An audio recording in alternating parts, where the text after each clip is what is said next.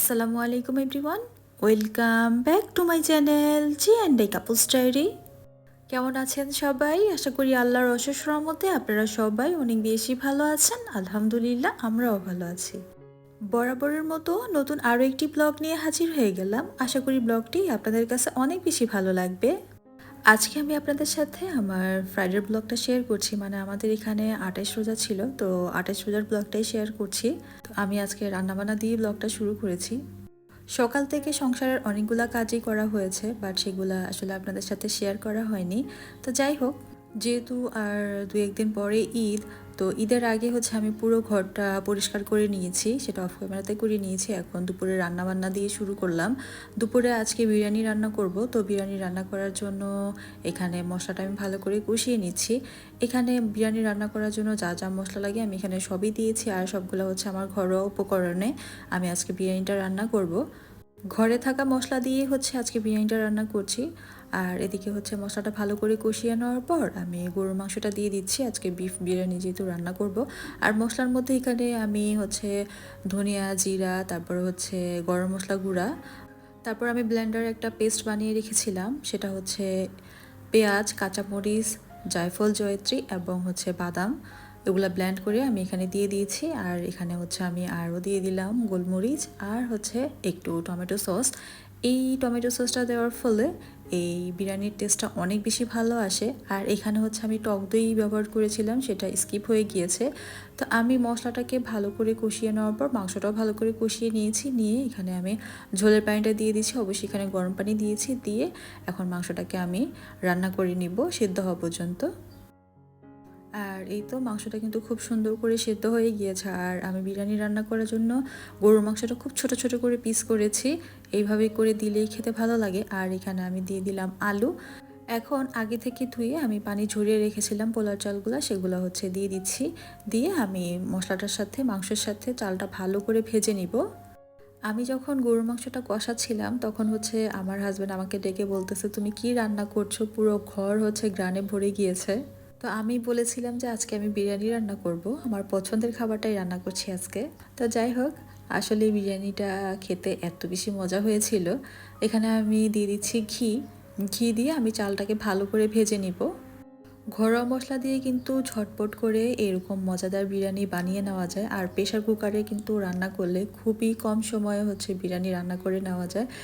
আমার যখন বিরিয়ানি খেতে ইচ্ছা করে তখন কিন্তু আমি ঝটপট এই প্রেশার কুকারে বিরিয়ানিটা রান্না করে নিই এবং খিচুড়িও রান্না করে নিই। এতে করে অনেক কম সময়ে খিচুড়ি, বিরিয়ানি সব কিছুই কম সময়ে রান্না হয়ে যায়।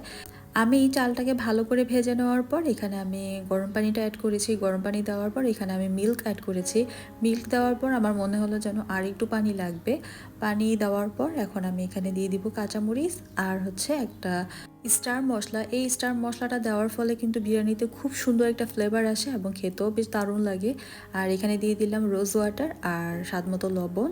দেওয়ার পর একটু ভালো করে নেড়েচেড়ে নিচ্ছে। আর পানিটা এখানে একটু বুঝে শুনে দিতে হবে, যেহেতু প্রেশার কুকারে রান্না করছি পানিটা কমই লাগবে।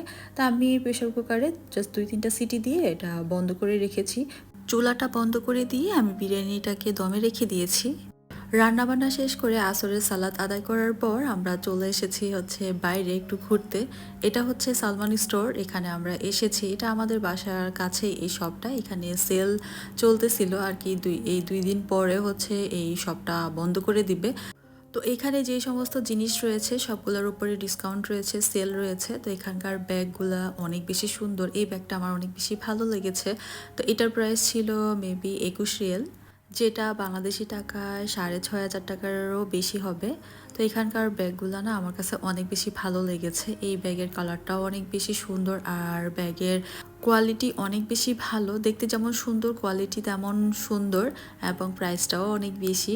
তো সালমান স্টোরে আসলে যেটা মনে হয় যে এখানে সব জিনিসের দাম অনেক বেশি, বাট এখানে জিনিসপত্রগুলো সত্যিই অনেক বেশি সুন্দর। আমি যখন শুনেছি এখানে সেল চলতেছে মানে অনেক বেশি ডিসকাউন্ট চলতেছে সব জিনিসের উপরে, আমার তো পুরো মাথা নষ্ট হয়ে গিয়েছে। এটা আমি মনে করি সব মেয়েদেরই এই একটা সমস্যা। কোনো দোকানে হচ্ছে সেল চললেই হচ্ছে ওইখানে যেতেই হবে, দেখতেই হবে, মাথা নষ্ট হয়ে যায়। তো আমি আমার হাজব্যান্ডকে বলতেছিলাম চলো গিয়ে দেখি কি কি রয়েছে। আর এখানকার এই ব্যাগটা হচ্ছে আমার এত বেশি ভালো লেগেছে, এটা আমার হাজব্যান্ড বলতেছিল ভালো লেগেছে ওনার কাছে, বাট আমার কাছে বেশি ভালো লেগেছে এই যে এই ব্যাগটা। মানে কোনটা রেখে আমি কোনটা দেখবো, সবগুলা ব্যাগই এখানকার অনেক বেশি সুন্দর। ওই তো উপরের এই ব্যাগটা আমার অনেক বেশি ভালো লেগেছে, এটার মধ্যে হচ্ছে একটা ছোট পার্সও রয়েছে। এটার প্রাইস ছিল 24 রিয়াল, যেটা বাংলাদেশি টাকায় 7,500 টাকা বা তারও বেশি। এখানে যেহেতু সবগুলা ব্যাগের উপরে 53% মতো ডিসকাউন্ট চলতেছিল, তো এটার প্রাইসটা অনেকটাই কমে যাবে হয়তো বা। তো আমি দেখতেছিলাম আরও। আর এখানে আসলে ব্যাগগুলো অনেক বেশি সুন্দর আর কোয়ালিটি অনেক বেশি ভালো। ভিডিওর এই পর্যায়ে আপনাদের কাছ থেকে ছোট্ট একটা জিনিস চেয়ে নিচ্ছি। আপনারা যারা এখন পর্যন্ত আমার ভিডিওটা কন্টিনিউ করতেছেন, আমার ভিডিওটি দেখে যদি আপনাদের কাছে ভালো লেগে থাকে প্লিজ ভিডিওতে একটা লাইক দিয়ে দিবেন। আর আপনি যদি আমার চ্যানেলে নতুন হয়ে থাকেন, আপনি চাইলে কিন্তু আমার চ্যানেলটা সাবস্ক্রাইব করে আমার এই ছোট্ট পরিবারে আপনি একজন সদস্য হয়ে থেকে যেতে পারেন। আর আপনি যদি অলরেডি সবগুলা কাজ করে দিয়ে থাকেন তাহলে আপনাকে জানাই অসংখ্য ধন্যবাদ। আপনাদের দেওয়া ছোট্ট একটা লাইক এবং সুন্দর একটা কমেন্টস আমাকে পরবর্তী ভিডিও বানাতে অনেক বেশি মোটিভেট করে। তো ব্যাগগুলো ঘুরে ঘুরে দেখার পর এখন চলে এসেছি সেকেন্ড ফ্লোরে। এখানে হচ্ছে ঘর সাজানোর সব জিনিসপত্র রয়েছে। আর এখানকার জিনিসগুলো যে কি সুন্দর ছিল, সবগুলো হচ্ছে রাজকীয় জিনিসপত্র ছিল। তো এখানে এসে দেখতেছিলাম যে সেগুলোর মধ্যে কিছু আছে কিনা। তো এখানে কয়েকটা জিনিসই রয়েছে দেখতে পাচ্ছেন। আর এখানে এই যে রামাদানের জন্য কত সুন্দর সুন্দর জিনিসগুলা, এগুলার প্রাইসও ছিল হচ্ছে আগে 1 রিয়াল, এখন 700 কত পয়সা করে যেন। আর এখানের এই গ্লাসগুলা অনেক বেশি সুন্দর, এই মগগুলো অনেক বেশি সুন্দর। আর দামটাও দেখতে পাচ্ছেন 10 রিয়াল করে, 8 রিয়াল করে, 6 রিয়াল, 12 রিয়াল এরকম করে আসলে জিনিসগুলা। এখানে সব জিনিসের দাম আরও অনেক বেশি ছিল, তো এখন একটু ডিসকাউন্ট দিয়েছে আর কি। তো দেখতেছিলাম যেহেতু এই দোকানটা বন্ধ করে দিবে তার জন্য হচ্ছে জিনিসপত্র মোটামুটি রয়েছে, মানে সব জিনিসই ওনারা সেল করে দিয়েছে। আর যেসব জিনিসপত্র রয়েছে সেগুলোর উপরে আরও অনেক বেশি ডিসকাউন্ট দিয়ে দিয়েছে।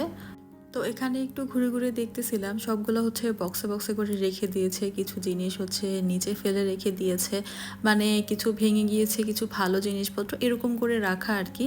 তো এই এই দোকানে এসে আমি একটা ভিডিও করেছিলাম এর আগে, সেখানে আপনারা দেখে নিতে পারেন, সেই ভিডিওতে এত সুন্দর সুন্দর জিনিস ছিল। তো এখন একটু ঘুরে ঘুরে দেখতেছিলাম, দেখেন কি অবস্থা, দোকানটা যেহেতু বন্ধ করে দিবে তার জন্য। আর এই বাটিগুলোর প্রাইস ছিল 1 রিয়াল করে। আর এই টিপটটা আমার অনেক বেশি ভালো লেগেছিল, বাট প্রাইসটা আমার ঠিক মনে পড়তেছে না।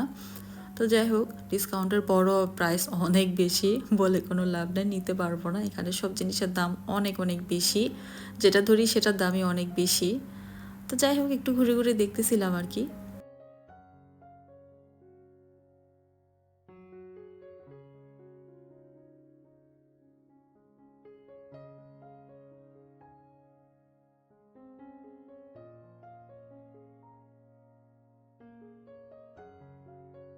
এখানকার এই হাঁড়ি পাতিলগুলো দেখতে অনেক বেশি সুন্দর লাগতেছিল, দেখতেই পাচ্ছেন স্বর্ণের হাঁড়ি পাতিল। তো আমি আমার হাজব্যান্ডকে বলতেছিলাম দেখো স্বর্ণের হাঁড়ি পাতিল এখানে রেখে দিয়েছে। তো আমার হাজব্যান্ড বলতেছে যে এগুলা স্টিলেরই হবে বাট কালার করা। তো যাই হোক, এই জিনিসগুলো খুবই সুন্দর ছিল। এখানে বাটি ছিল, প্লেট ছিল, তারপর হচ্ছে হাঁড়ি পাতিল ছিল।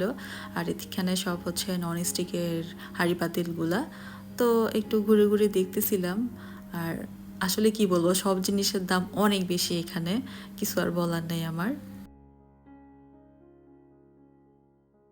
এখানে আমার হাজব্যান্ড হচ্ছে এই দুইটা টিপট দেখতেছিল, এই দুইটা টিপটের যে ওজন, আমি বলতেছি এটার মধ্যে চা রাখলে এটা আরও কত ওজন হয়ে যাবে, এটা কিভাবে উঠাবে মানুষ। তো যাই হোক, এই তো একটু ঘোরাঘুরি করে এখন আমরা বের হয়ে গিয়েছি সব থেকে, বাসায় চলে যাচ্ছি, যেহেতু আর একটু পরেই হচ্ছে আজান দিয়ে দিবে, মানে ইফতারের আর আধা ঘন্টা বাকি আছে। আর দেখতে পাচ্ছেন সূর্যটা হচ্ছে আস্তে আস্তে ডুবে যাচ্ছে। তো এই দৃশ্যটা দেখতে অনেক বেশি ভালো লেগেছিল। তো বাসায় চলে এসেছি, বাসায় এসে হচ্ছে আমি এখানে ব্যানানা মিল্কশেক বানিয়ে নিয়েছি জলদি করে বানিয়ে, তারপর হচ্ছে আমি এগুলাকে টেবিলে সার্ভ করে দিচ্ছি। আর সাথে হচ্ছে এই তো লাবানটাও হচ্ছে এই ছোটো গ্লাসগুলোতে আমি ঢেলে নিব। বিরিয়ানির সাথে এই লাবানটা খেতে অনেক বেশি ভালো লাগবে। তো এটাকে ঢেলে নিচ্ছি। আর তাড়াহুড়ো করে কাজ করতে গেলে আসলে কোনো কাজই তেমনভাবে হয় না। তো এই তো ঢেলে নিয়েছি। আর এখন হচ্ছে আমি বিরিয়ানিটা সার্ভ করে নিব। দেখার পালা আসলে এটা কেমন হয়েছে। তো দেখতে পাচ্ছেন মাশাআল্লাহ বিরিয়ানিটা এত বেশি সুন্দর হয়েছে, এত ঝরঝরে হয়েছে, একদম পারফেক্ট হয়েছে। আর চালগুলো আস্ত আস্ত রয়েছে, একটা চালও ভেঙে যায়নি, একদম পারফেক্ট হয়েছে বিরিয়ানিটা। আপনারা চাইলে কিন্তু চটজলদি এই প্রেশার কুকারে খুব সুন্দরভাবে প্রেশার কুকারে হচ্ছে আপনারা বিরিয়ানি রান্না করে নিতে পারবেন। দেখেন আমি কত সুন্দর করে রান্না করে নিয়েছি। তো এই তো আমি হচ্ছে সার্ভ করে নিয়েছি টেবিলে সব কিছু। আমার হাজব্যান্ড যেহেতু আজকে বাসায় ছিল তো উনি আমাকে হেল্প করেছে এগুলা গুছাতে, মানে টেবিলটা গুছাতে সাহায্য করেছে, ইফতারের টেবিলটা। তো যাই হোক এই ছিল আমাদের সামান্য ইফতার আয়োজন। আধা ঘন্টার মধ্যেই হচ্ছে আমি এখানে ফ্রুটসগুলো কেটে নিয়েছি আর ব্যানানা মিল্কশেকটা বানিয়ে নিয়েছি। আমার হাজব্যান্ড হচ্ছে টেবিলটা সুন্দর করে সাজিয়ে নিয়েছে।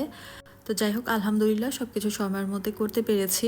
আর আজকের ভিডিওটা এই পর্যন্তই ছিল। আশা করি আপনাদের ভালো লেগেছে। ভালো লাগলে লাইক, শেয়ার এবং সাবস্ক্রাইব করতে ভুলবেন না। সবাই অনেক বেশি ভালো থাকবেন। আল্লাহ হাফেজ। আসসালামু আলাইকুম।